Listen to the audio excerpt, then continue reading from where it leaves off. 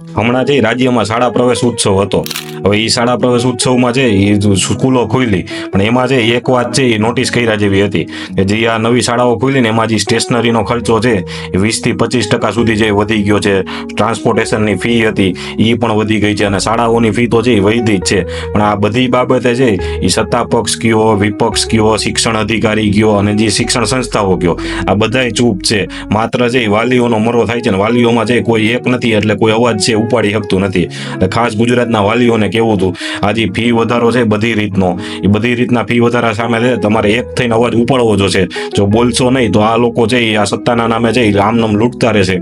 કોર્પોરેટના નામે છે આ કોર્પોરેટરોને છે મલાઈ ખવડાવવા માટે છે સરકારી સ્કૂલો બંધ કરી છે, અને તમને છે લૂંટવામાં આવી રહ્યા છે. જો આવી જ રીતે લૂંટાવું ન હોય તો છે એ સરકારી સ્કૂલો ચાલુ કરાવજો ને. આ જે અત્યારે જે ફી વધારા બધા થાય છે એનો વિરોધ કરતા શીખજો. બાકી છે આવી જ રીતે છે લૂંટાવા માટે તૈયાર રહેજો. ધન્યવાદ. જય હિન્દ, જય ભારત.